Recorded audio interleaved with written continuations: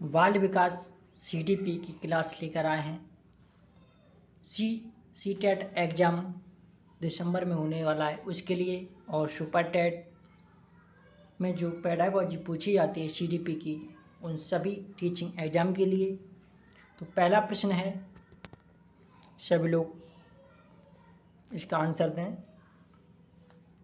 विकास की कौन सी अवस्था की प्रमुखता है? अमूर्त सोच व अपनी खुद की पहचान खोजने की चाह।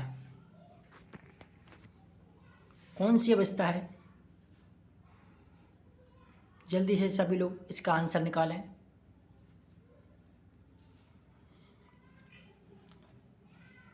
कौन सा आंसर है इसका?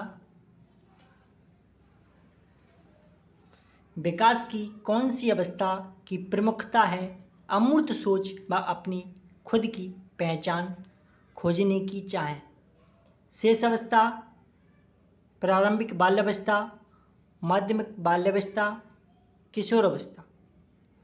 तो यह होती है अमूर्त सोच, यानी बालक कहीं ना कहीं परिपक्व हो चुका है, बड़ा हो चुका है। तो अमूर्त सोच कौन सी अवस्था में आती है? 7 से 11 वर्ष। 7 से 11 होती है मूर्त अवस्था, और 11 से ऊपर 11 प्लस, तो ये अवस्था होगी किशोर अवस्था। अगला प्रश्न, विकास के बारे में निम्न में से कौन सा कथन सही नहीं है? विकास के बारे में निम्न में से कौन सा कथन सही नहीं है? तो सभी लोग जल्दी से इसका आंसर जल्दी से दें। इसका आंसर कौन सा नहीं है? विकास के बारे में निम्नलिखित में से कौन सा कथन सही नहीं है? आपको गलत बताना है।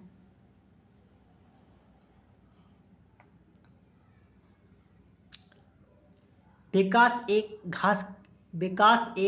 खास क्रमानुसार चलता है, ये बात तो सही है। विकास विभेदन व एकीकरण के सिद्धांत का पालन करता है, ये भी बात सही है। विकास पैर से सिर की दिशा में चलता है, ये गलत है। विकास सिर से पैर की दिशा में होता है। विकास केंद्र से बाहर की दिशा में होता है, ये भी सही है। तो आपको क्या बताना था, कौन सा सही नहीं है? तो आंसर इसका क्या है? सी।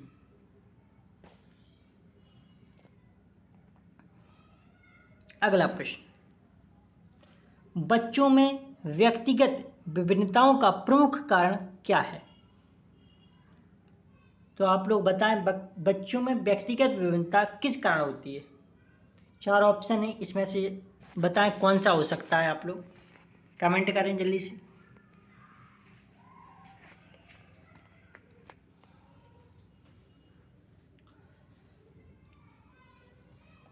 बच्चों में व्यक्तिगत विभिन्नताओं का प्रमुख कारण केवल व्यक्ति के वंशानुगत गुण होते हैं? ऐसा नहीं। केवल बालकों के पालन पोषण का तरीका होता है? नहीं। जितने भी ये केवल वर्ड्स आते हैं, नहीं आते, ये सभी कैसे होते हैं? नकारात्मक। आनुवंशिकता व पर्यावरण कारकों के बीच परस्पर जटिल क्रिया। केवल बच्चों का भौतिक परिवेश। केवल शब्द हैं, इसको नकारात्मकता दर्शाते हैं। कैसा? नकारात्मकता दर्शाते हैं। इसका आंसर क्या है? आनुवंशिकता व पर्यावरणीय कारकों के बीच परस्पर जटिल अंतःक्रिया होती है।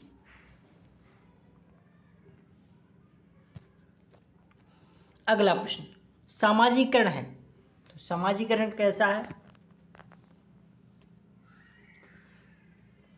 बताएं जल्दी से आंसर इसका। सामाजिकरण कैसा होता है?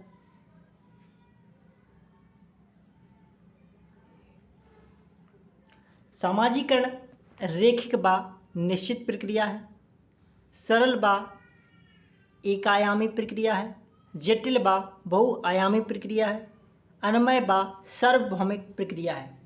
कैसी प्रक्रिया है सामाजिकरण? सामाजिकरण एक जटिल व बहुआयामी प्रक्रिया है। कैसी है? जटिल और बहुआयामी।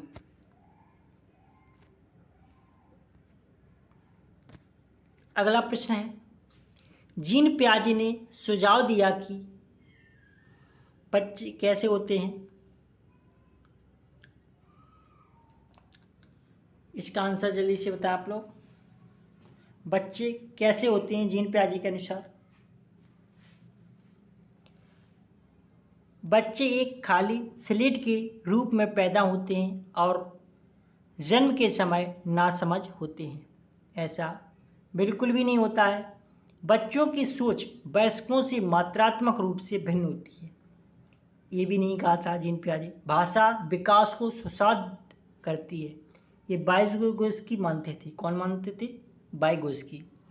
बच्चे बड़ों से अलग सोचते हैं और सीखते हैं। ये आंसर इसका राइट है। जीन पियाजे ने ये कहा था कि जो बच्चे हैं वो बड़ों से अलग सोचते और सीखते हैं।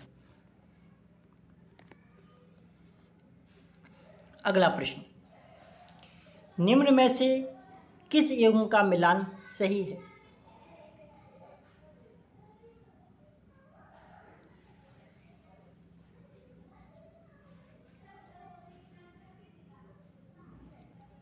कौन सा मिलान सही है इसका? जल्दी से बताएं सभी लोग।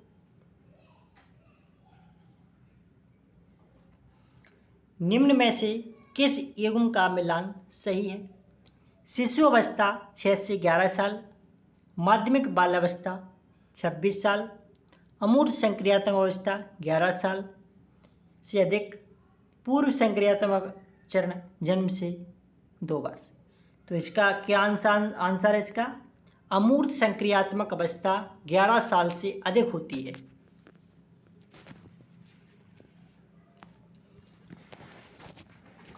कोलबर्ग के नैतिक विकास के सिद्धांत की कौन सी एक प्रमुख आलोचना है?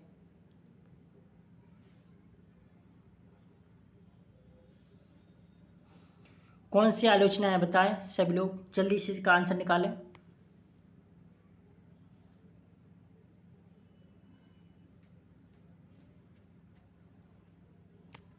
कोलबर्ग के नैतिक विकास के सिद्धांत की कौन सी एक प्रमुख आलोचना है? यह नैतिक विकास का एक निश्चित क्रम नहीं देता। यह प्राकृतिक स्थितियों में बच्चों के सहभागी अवलोकन का उपयोग करता है। यह नैतिक सोच पर सांस्कृतिक कारकों और लिंग के प्रभाव की अवहेलना करता है। 20 का राइट आंसर है कि कोलबर्ग के नैतिक विकास सिद्धांत की आलोचना की गई थी नैतिक सोच पर, सांस्कृतिक कारकों और लिंग के प्रभाव पर। इन्होंने नारीवाद को नकारा था।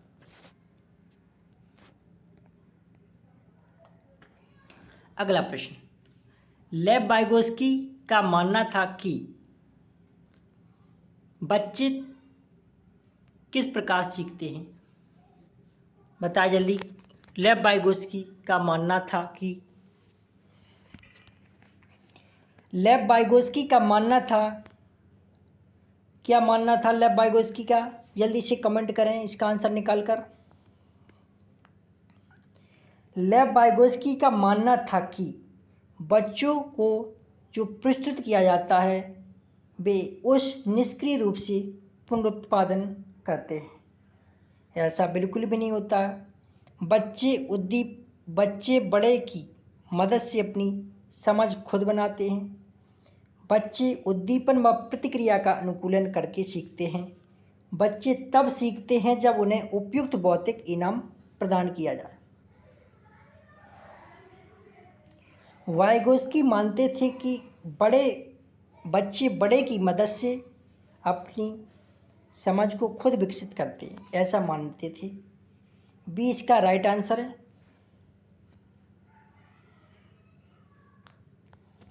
अगला प्रश्न, लेव वाइगोत्स्की ने संज्ञानात्मक विकास के सिद्धांत में मनोवैज्ञानिक उपकरणों को बहुत महत्व दी है।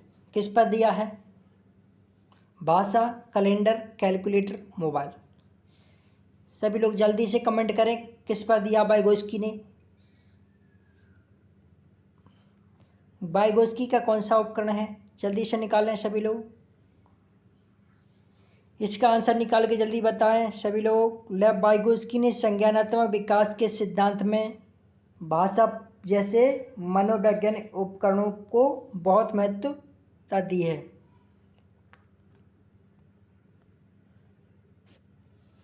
अगला प्रश्न, एक प्रगतिशील कक्षा किस प्रकार की होती है? जल्दी से बताएं प्रगतिशील कक्षा के बारे में।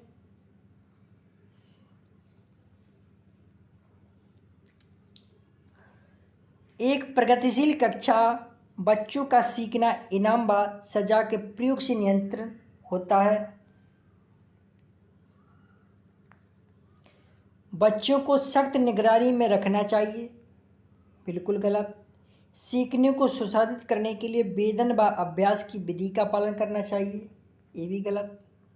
सीखने का आधार प्रत्यक्ष अनुभव व संवाद होते हैं, डी इसका करेक्ट आंसर है। अगला प्रश्न, कौन सी बुद्धि का प्रदर्शन करने वाले व्यक्ति अपनी भावनाओं के बारे में गहराई से जानते हैं और अपने गुणों को पहचानते हैं? बताएं जल्दी से, इसका आंसर निकालें। कौन सी बुद्धि ऐसी है? बहुबुद्धि का सिद्धांत दिया था हॉवर्ड गार्डनर। तो गार्डनर के अनुसार बुद्धि का प्रदर्शन करने वाले व्यक्ति अपनी भावनाओं के बारे में गहराई से जानते और अपने गुणों को पहचानते हैं। कौन सी बुद्धि कहलाती? उसे कहते हैं अंतः व्यक्तिक बुद्धि।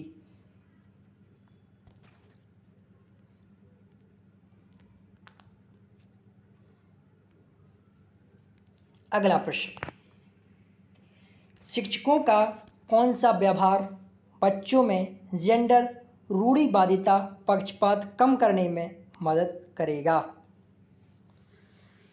कौन सा मदद करेगा? जल्दी से इसका आंसर बताएं आप लोग।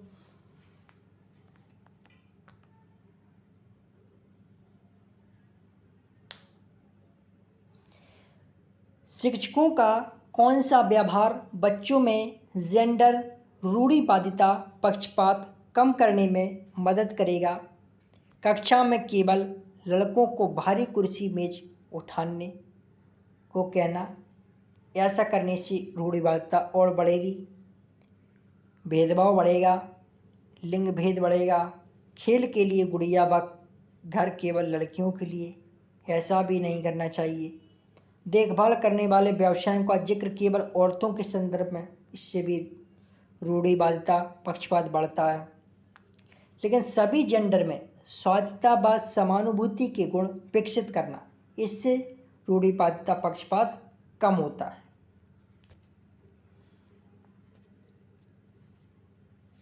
अगला प्रश्न, कौन सा परिप्रेक्ष्य भाषा को संज्ञान को सुसाधित करने वाले महत्वपूर्ण उपकरण के रूप में दिखता है? जल्दी इसका आंसर निकालें, कौन सा देखता है?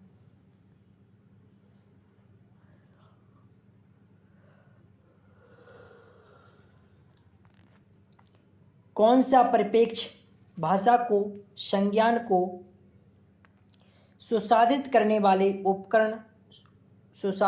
वाले महत्वपूर्ण उपकरण के रूप में देखता है? व्यवहारवादी, सूचना संक्रमण, सामाजिक सांस्कृतिक, मनोगतिशील। कौन देखता है?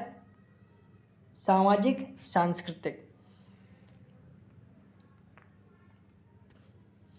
अगला प्रश्न, कक्षा में विविधता को समायोजित करने के लिए निम्नलिखित में से कौन एक प्रभावी रणनीति नहीं है? बताएं प्रभावी रणनीति कौन सी नहीं होती है? बताएं जल्दी से।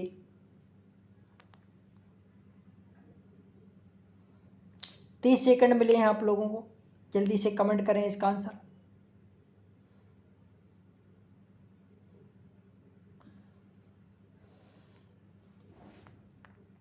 अच्छा, इसका क्या आंसर है? निर्देशों के मानक सेट का उपयोग करना और शिक्षार्थियों की पृष्ठभूमि को अनदेखा करना, राइट आंसर। अगला प्रश्न, निम्नलिखित में से अर्थपूर्ण अधिगम के लिए आकलन की विशेषता क्या होनी चाहिए? जल्दी से इसका कमेंट करें। आकलन की विशेषता क्या होनी चाहिए?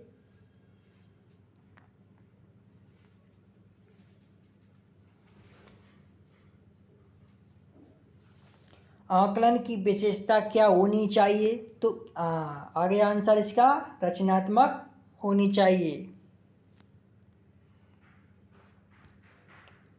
अगला प्रश्न है, समावेशी शिक्षा में क्या शामिल है? जल्दी से कमेंट करें। बाधा मुक्त वातावरण का प्रावधान, योग्यताओं के आधार पर बच्चों का पृथकीकरण, बच्चों की पहचान कर उनका उपयुक्त नामीकरण, पाठ्यपुस्तकीय अनुभवों, शिक्षा शास्त्रीय रणनीतियों में लचीलापन।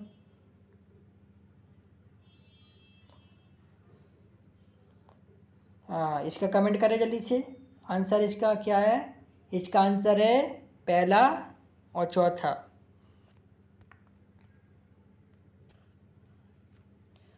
छात्रों के विविध समूह के साथ बातचीत करते समय एक शिक्षक को क्या नहीं करना चाहिए? जल्दी से इसका आंसर निकालें। छात्रों के विविध समूह के साथ बातचीत करते समय एक शिक्षक को क्या नहीं करना चाहिए?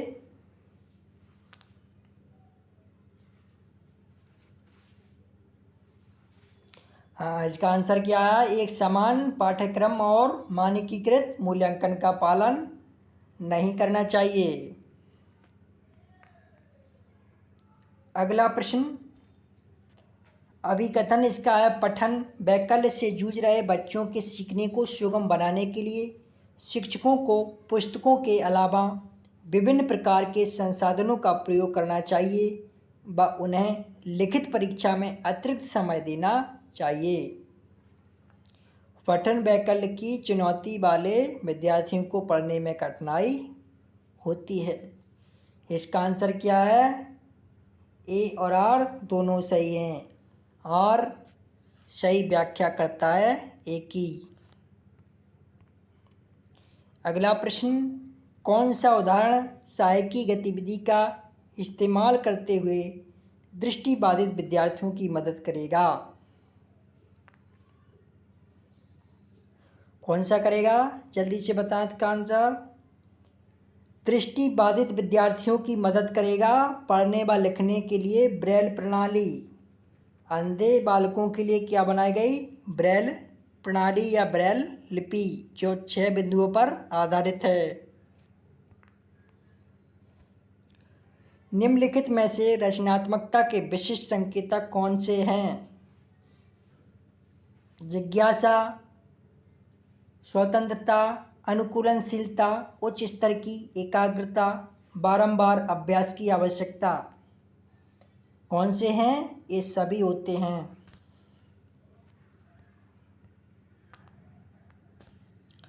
अभिकथन क्या है? प्रभावी अधिगम के लिए केवल शिक्षकों को कक्षा में प्रश्न पूछना चाहिए, ना कि बच्चों को। इसका तर्क क्या है? बच्चे निष्क्रिय श्रवण की प्रक्रिया के माध्यम से सर्वाधिक अर्थपूर्ण ढंग से सीखते हैं। तो इसका आंसर क्या होगा? ए और आर दोनों ही गलत हैं।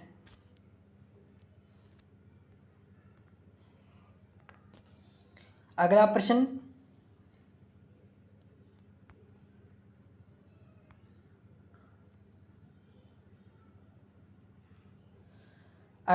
क्या है? शिक्षकों को विद्यार्थियों की ज़रूरतों के अनुसार उचित व उपयुक्त पाठ प्रदान करना चाहिए।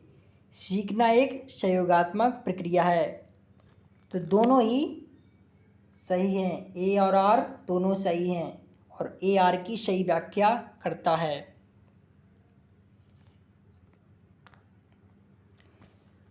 शिक्षकों को प्राथमिक माध्यमिक स्कूली कक्षा में बच्चों की सफलता को किस प्रकार देखना चाहिए?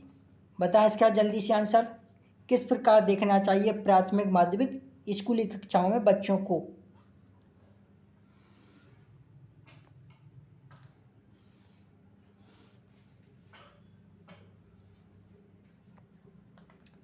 स्कूली तंत्र की कार्यशीलता का प्रतिबिंबन इस प्रकार देखना चाहिए। अगला प्रश्न, एक सामाजिक रचनात्मक कक्षा में अधिगम कैसा होता है?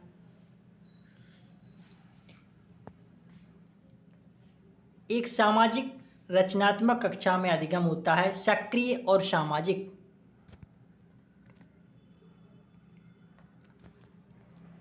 अगला प्रश्न है, समस्या को कई मध्यवर्ती लक्ष्यों में विभाजित किया जाता है और फिर प्रत्येक उप लक्ष्य को हल करने पर ध्यान केंद्रित किया जाता है। इसको कहते हैं साधन लक्ष्य विश्लेषण।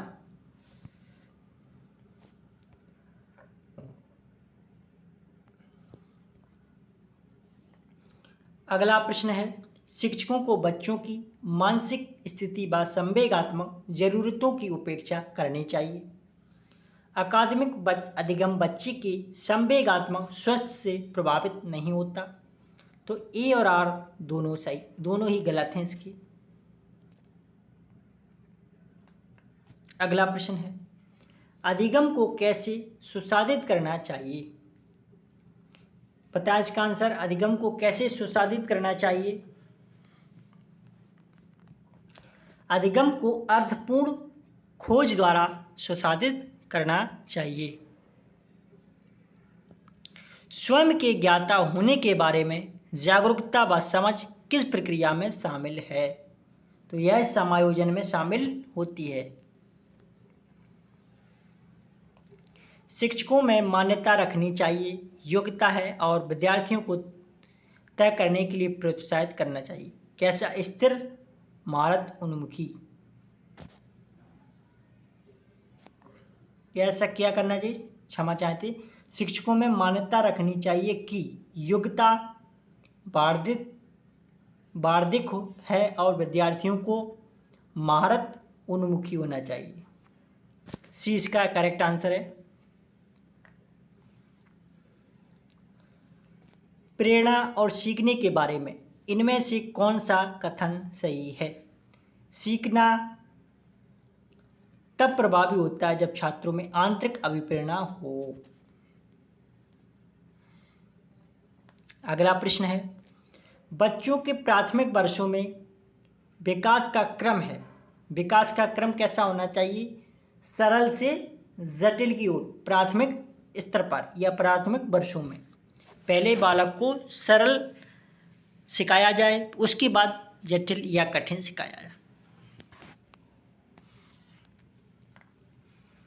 अगला प्रश्न, भाषा के विकास के लिए संवेदनशील काल कौन सा है?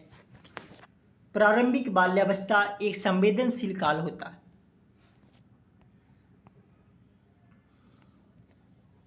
अगला प्रश्न, वह प्रक्रिया जिसमें बच्चे समाज में अपनी भूमिका को सीखते हैं उसको समाजीकरण कहते हैं। क्या कहते हैं? समाजीकरण या सोशलाइजेशन।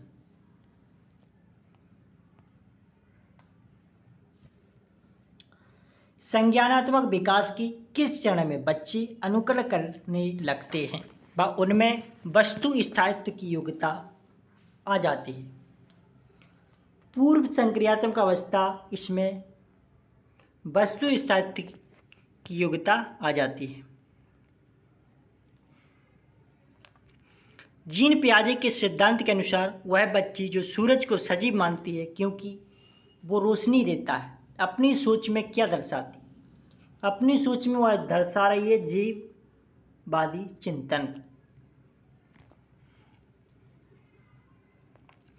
निम्न में से कौन सी संकल्पना लेव वाइगोत्स्की द्वारा प्रतिपादित नहीं है? स्कीमा जो है, जो जीन पियाजे के द्वारा दिया गया, और समीपस्थ विकास का क्षेत्र, प्राण और सामाजिक अंतःक्रिया, ये सभी वाइगोत्स्की के द्वारा प्रतिपादित किए गए थे। तो इसका कौन सा आंसर है? स्कीमा।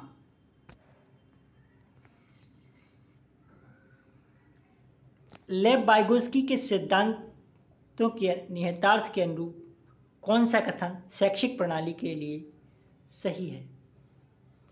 उपयुक्त इशारे व संकेत प्रदान कर विद्यार्थियों को पाठ आलंबन करना। अगला प्रश्न है, कोहलबर्ग के अनुसार नैतिक विकास की प्रथम अवस्था की क्या विशेषता है? कोलबर्ग के अनुसार नैतिक विकास की प्रथम अवस्था की विशेषता क्या है? नियमों को निश्चित और निरपेक्ष रूप में देखना।